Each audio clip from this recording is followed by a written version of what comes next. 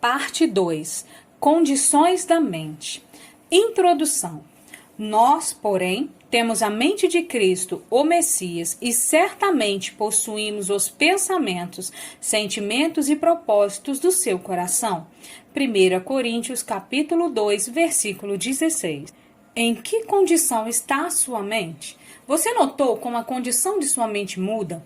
No momento você pode estar calmo e em paz, e no outro ansioso e preocupado. Ou você pode tomar uma decisão e estar seguro a respeito dela.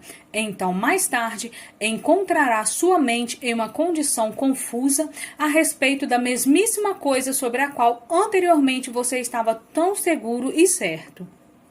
Houve momentos em que eu experimentei essas coisas, como também outras. Houve momentos em que eu parecia ser capaz de crer em Deus sem qualquer problema. E então houve outros tempos, quando a dúvida e a descrença me perseguiram impiedosamente. Como parece que a mente pode se encontrar com tantas situações diferentes, comecei a me perguntar quando a minha mente estava normal. Eu queria saber o que era normal para aprender a lidar com os padrões de pensamentos anormais imediatamente antes da chegada deles. Por exemplo, uma mente crítica, julgadora e desconfiada poderia ser considerada anormal para um crente. Entretanto, na maior parte da minha vida, isso foi normal para mim, embora não devesse ser. Era o que eu estava acostumada, e ainda que a minha forma de pensar fosse muito errada e estivesse me causando muitos problemas, eu não sabia que havia alguma coisa errada com o que eu estava pensando. Eu não sabia que eu poderia fazer alguma coisa sobre os meus pensamentos. Eu era uma crente e tinha sido por anos, mas não tive qualquer ensinamento sobre minha forma de pensar ou sobre a condição adequada em que a mente do cristão deveria estar. Nossa mente não nasce de novo com a experiência do nosso nascimento. Ela tem que ser renovada. Romanos capítulo 12, versículo 2. Como já disse muitas vezes, a renovação da mente é um processo que demanda tempo. Não se sinta frustrado, mesmo que você leia a próxima parte desse livro e descubra que na maior parte do tempo sua mente está em um estado que é anormal para alguém que proclama Cristo como Salvador. Reconhecer o problema é o primeiro passo em direção à recuperação. No meu caso, comecei a ficar mais séria a respeito do meu relacionamento com o Senhor muitos anos atrás. E foi naquela época que ele começou a me revelar que muitos dos meus problemas estavam enraizados em pensamentos errados. Minha mente era uma bagunça. Tenho dúvida se ela alguma vez esteve na condição em que deveria ter estado. E se esteve, não foi por muito tempo. Eu me senti oprimida quando comecei a ver quão viciada estava em pensamentos errados. Eu tentava expulsar os pensamentos errados que vinham à minha mente e eles voltavam imediatamente. Mas, pouco a pouco, a liberdade e a libertação vieram. Satanás lutará agressivamente contra a renovação da mente, mas é vital que você persista e continue a orar e a estudar nessa área até que você ganhe uma vitória mensurável. Quando a mente está normal, espera-se que ela vagueie por toda parte, ou você deveria ser capaz de mantê-la focalizada no que está fazendo? Deveria você estar irritado e confuso ou deveria estar em paz e razoavelmente seguro na direção que deveria estar tomando na vida? Deveria ser a sua mente cheia de dúvidas e descrenças? Deveria você ser ansioso e preocupado, atormentado pelo medo? Ou é o privilégio do Filho de Deus lançar todo o seu cuidado sobre ele? 1 Pedro, capítulo 5, versículo 7. A palavra de Deus nos ensina que temos a mente de Cristo. Como você pensa que era a mente dele quando ele viveu na terra? Não apenas como filho de Deus, mas também como filho do homem? Continue na próxima parte de O Campo de Batalha da Mente. Creio que isso abrirá os teus olhos para as formas de pensar normais e anormais, para aquele que é discípulo de Jesus e se determinou a andar em vitória. Capítulo 8. Quando minha mente está normal? Eu sempre oro para que o Senhor de nosso Jesus Cristo, o Pai da Glória, vos conceda espírito de sabedoria e de revelação, de discernimento de mistérios e de segredos, e no pleno, profundo e íntimo conhecimento dele. Tendo iluminados, inundados de luz, os olhos do vosso coração, para saberdes e entenderdes qual é a esperança do seu chamamento, qual a riqueza da glória da sua herança nos santos, os seus separados. Efésios capítulo 1, versículos 17 e 18. Note que Paulo ora para que ganhemos sabedoria, tendo os olhos do nosso coração iluminado. Baseado em diversas coisas que tenho estudado, descrevo os olhos do coração como a mente. Como cristão, em que condição deveria estar nossa mente? Em outras palavras, qual deveria ser o estado normal da mente do crente? Para respondermos a esta pergunta, devemos examinar as diferentes funções da mente e do espírito. De acordo com a palavra de Deus, a mente e o espírito trabalham juntos. Isso é o que chamo de princípio da mente auxiliando o espírito. Para entendermos melhor este princípio, vejamos como ele funciona na vida do crente. O princípio mente-espírito. Porque qual dos homens sabe, conhece e entende as coisas que se passam nos pensamentos do homem, senão o seu próprio espírito que nele está? Assim também as coisas de Deus ninguém as conhece, sabe e compreende, senão o Espírito de Deus. 1 Coríntios capítulo 2, versículo 11. Quando uma pessoa recebe a Cristo como seu Salvador pessoal, o Espírito Santo vem morar com ela. A Bíblia nos ensina que o Espírito Santo conhece a mente de Deus. Da mesma maneira que apenas o próprio Espírito dentro de uma pessoa é o único que conhece seus pensamentos. O Espírito de Deus é o único que conhece a mente de Deus. Uma vez que o Espírito Santo habita em nós e uma vez que ele conhece a mente de Deus, um dos seus propósitos é nos dar a conhecer a sabedoria e revelação de Deus. Essa sabedoria e essa revelação são concedidas ao nosso espírito e nosso espírito, então, ilumina os olhos do nosso coração, que é a mente. O Espírito Santo faz isso para que possamos entender em um nível prático o que está sendo ministrado a nós espiritualmente. Normal ou anormal? Como crentes, somos espirituais e somos também naturais. O natural nem sempre entende o espiritual. Portanto, é vitalmente necessário que nossa mente seja iluminada no que diz respeito ao que está acontecendo em nosso espírito. O Espírito Santo deseja nos trazer essa iluminação, mas a mente frequentemente deixa de perceber o que o Espírito está tentando revelar, porque ela está muito ocupada. Uma mente muito ocupada é anormal. A mente é normal quando está em descanso, não vazia, mas em descanso.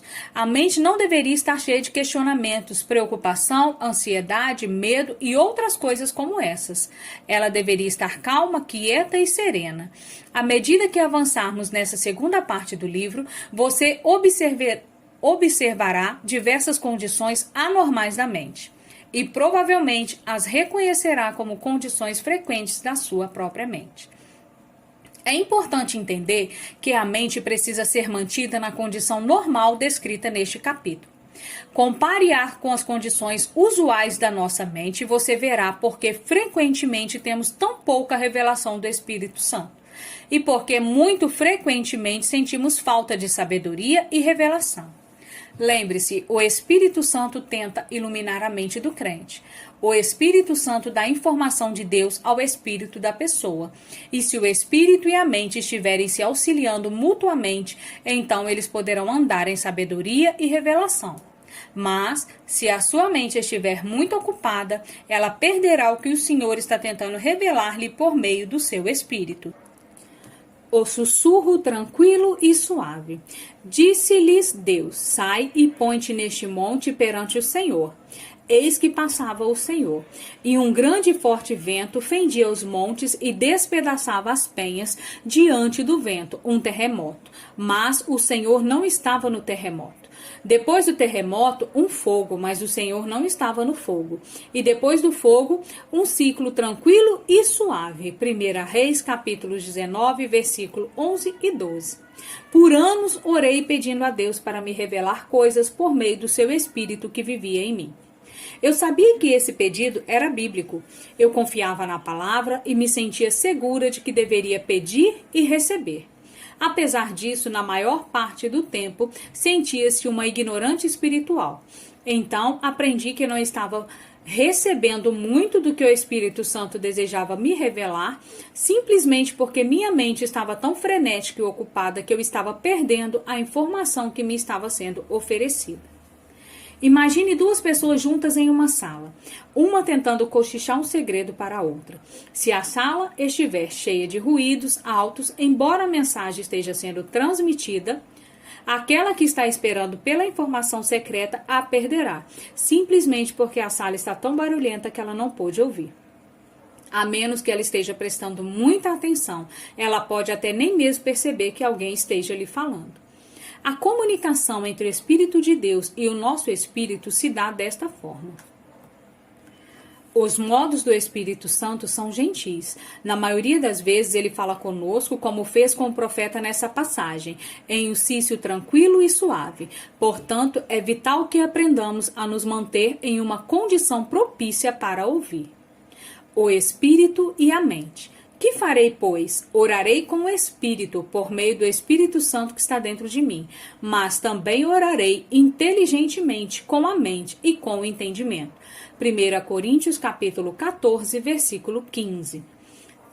Talvez a melhor forma de entender que este princípio da mente, auxiliando o Espírito, seja pensar sobre a oração.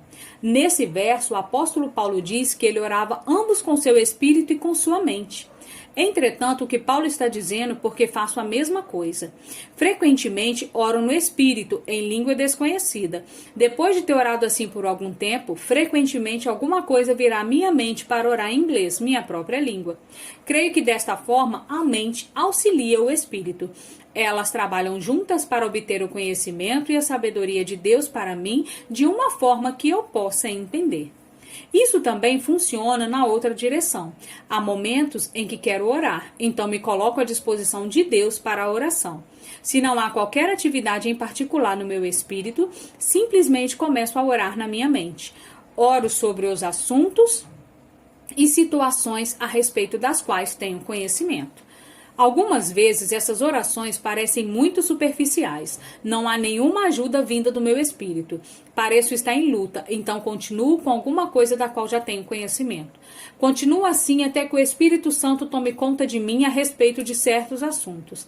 Quando ele faz isso, então sei que atingi um ponto sobre o qual ele quer orar, não apenas alguma coisa sobre o que estou orando. Dessa forma, minha mente e o meu espírito trabalham juntos, auxiliando um ao outro para o cumprimento da vontade de Deus. Línguas e interpretações.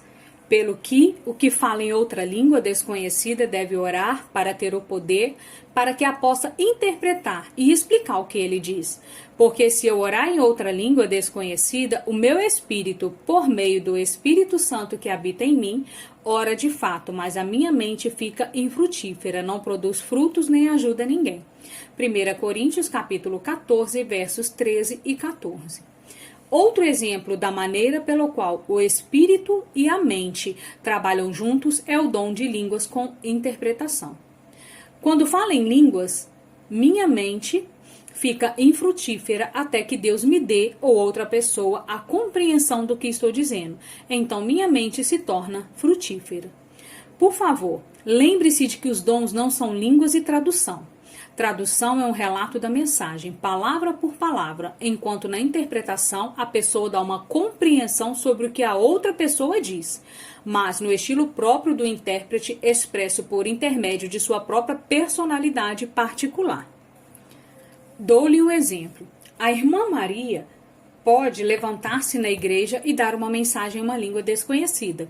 Isso veio do seu espírito, e nem ela nem ninguém mais sabe o que ela diz. Deus pode fazer com que eu entenda a mensagem, mas talvez de maneira geral. Quando me levanto em fé e começo a interpretar o que foi dito, faço a mensagem compreensível a todos, mas vem de mim na minha forma única de expressão. Orar no espírito em uma língua desconhecida e interpretar essa língua desconhecida são formas maravilhosas para entender o princípio da mente, auxiliando o espírito. O espírito estava falando alguma coisa e a mente está dando o entendimento. Agora pense nisso, se a irmã Maria falar em uma língua desconhecida e Deus estiver procurando alguém para trazer a interpretação, ele terá de me deixar de lado se a minha mente estiver em atividade frenética e ocupada para ouvir. Ainda que ele tente me dar a interpretação, não a receberei. Quando eu era jovem na fé e estava aprendendo sobre os dons espirituais, orava quase que exclusivamente em línguas. Depois de um tempo razoável, comecei a me sentir entediada com a minha vida de oração. Quando conversei com o Senhor sobre isso, Ele me fez saber que eu estava entediada porque não tinha compreensão daquilo que estava orando. Embora perceba que nem sempre tenho de entender o que estou dizendo quando oro no Espírito, aprendi que esse tipo de oração está fora de equilíbrio e não é a mais frutífera se eu nunca tiver qualquer entendimento. Uma mente alerta e pacífica. Tu, Senhor, conservarás e guardarás em perfeita e constante paz aquele cujo propósito, ambos sua inclinação e caráter, é firme em ti, porque ele confia em ti, descansa em ti e espera confiamente em ti. Isaías capítulo 26, versículo 3. Espero que por meio desses exemplos você consiga ver prontamente que a sua mente e seu espírito certamente trabalham juntos. Portanto, é da mais alta importância que a sua mente seja mantida em uma condição normal. Caso contrário, ela não pode auxiliar seu espírito. Satanás com certeza conhece esse fato. Então, ele ataca sua mente, deflagrando uma guerra contra você no campo de batalha da sua mente. Ele quer sobrecarregar e extenuar sua mente, enchendo-a com todo tipo de pensamentos errados para que ela não esteja livre e disponível ao Espírito Santo, trabalhando por intermédio do seu próprio espírito humano. A mente deveria ser mantida em paz. Como nos diz o profeta Isaías, quando a mente está nas coisas certas, ela estará descansada. Ainda assim, a mente deveria estar alerta. Isso se torna impossível quando ela está carregada com coisas que ela nunca pretendeu carregar. Pense nisso. Quanto tempo sua mente está normal? Capítulo 9. Uma admirável mente divagante. Por isso, tingindo o vosso entendimento. 1 Pedro, capítulo 1, versículo 13. No capítulo anterior, afirmamos que uma mente muito ocupada é anormal. Outra condição anormal da mente é ficar vagueando de um lado para o outro. A inabilidade de concentração indica ataque mental do diabo. Muitas pessoas têm gastado anos permitindo que a mente delas vagueie, porque elas jamais aplicaram os princípios da disciplina à sua vida meditativa. Muito frequentemente, as pessoas que parecem não poder se concentrar pensam que são meramente deficientes. Entretanto, a inabilidade de concentração pode ser o resultado de anos permitindo que a mente faça o que ela quer fazer, quando quer fazer. Falta de concentração pode ser também deficiência de vitamina.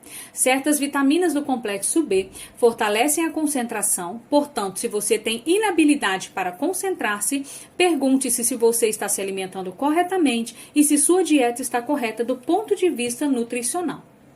Fadiga extrema também pode afetar a concentração. Descobri que quando estou excessivamente cansada, Satanás tenta atacar minha mente porque ele sabe que é mais fácil resistir-lhe durante esses períodos. O diabo quer que eu e você pensemos que somos mentalmente deficientes. Então, não tentaremos fazer nada para causar-lhe problemas. Ele quer que aceitemos passivamente qualquer mentira que ele nos diga. Uma das nossas filhas tinha dificuldade para concentrar-se durante seus anos de infância. Para ela, era difícil ler, porque concentração e compreensão caminham de mão dadas. Muitas crianças e mesmo alguns adultos não entendem o que leem. Seus olhos enxergam as palavras na página, mas a mente, na verdade, não entende o que está sendo lido. Frequentemente, a falta de compreensão é resultado da falta de concentração. Sei por mim mesma que posso ler um capítulo da Bíblia ou de um livro e subitamente perceber que não tenho a menor ideia do que li. Posso voltar e ler outra vez. Tudo parece novo para mim, porque ainda que meus olhos estivessem enxergando as palavras na página, minha mente tinha vagueado para algum outro lugar, porque não estava concentrada no que estava fazendo. Deixei de compreender o que estava lendo. Frequentemente, o problema real por trás da falta de compreensão é uma de atenção causada por uma mente divagante. Uma mente divagante. Guarda o teu pé. Aplica a tua mente ao que estás fazendo. Eclesiastes, capítulo 5, versículo 1. Acredito que a expressão guarda o teu pé significa não perca o equilíbrio ou não saia dos trilhos. A amplificação desta frase indica que alguém se mantém nos trilhos, mantendo a mente naquilo que está fazendo. Eu tinha uma mente divagante e tive de treiná-la com disciplina. Não foi fácil e algumas vezes ainda tenho uma recaída. Enquanto estou tentando completar algum projeto, subitamente percebo que a minha mente desviou-se para alguma coisa que não tem nada a ver com o assunto em pauta. Ainda não cheguei ao ponto da perfeita concentração, mas pelo menos entendo como é importante não permitir que a minha mente vá onde ela quer quando desejar. O dicionário Webster define a palavra wander, que é vaguear, como andar ao acaso, sem rumo, ir por uma rota indireta ou de forma inconstante a passos lentos, seguir um curso ou ação irregular, pensar ou expressar-se de forma obscura ou incoerente. Se você é como eu, pode estar sentado em uma igreja ouvindo o pregador, realmente gostando e beneficiando-se do que está sendo dito, quando subitamente sua mente começa a divagar. Um pouco depois você acorda para se dar conta de que você não se recorda de coisa nenhuma do que aconteceu. Ainda que seu corpo estivesse na igreja, sua mente estava no shopping, passeando pelas lojas ou em casa preparando o jantar. Lembre-se, na batalha espiritual, a mente é o campo de batalha. É onde o inimigo faz seu ataque. Ele sabe muito bem que mesmo que uma pessoa vá à igreja, se ela não mantiver sua mente no que está sendo ensinado, ela não ganhará absolutamente nada por ter estado lá. O diabo sabe que a pessoa não pode se disciplinar para completar um projeto se ela não puder disciplinar sua mente para manter-se no que está fazendo. Esse fenômeno de uma mente divagante também ocorre durante uma conversa. Às vezes, meu marido Dave está conversando comigo e escuto-o por um pouco de tempo. Subitamente percebo que não ouvi uma palavra do que ele estava dizendo. Por quê? Porque permiti que a minha mente divagasse para alguma coisa. Meu corpo estava lá, parecendo escutar, mas apesar disso, minha mente não ouviu nada. Por anos, quando esse tipo de coisa acontecia, eu fingia que sabia exatamente o que Dave estava dizendo. Agora paro e digo: você pode voltar e repetir isso? Deixei minha mente devagar e não ouvi uma palavra do que você disse. Dessa forma, sinto que pelo menos estou tratando do problema. Enfrentar os problemas é a única maneira de ficar do lado vitorioso deles. Decidi que se o diabo teve o trabalho de me atacar com uma mente divagante, então talvez esteja sendo dita alguma coisa que precisa ouvir.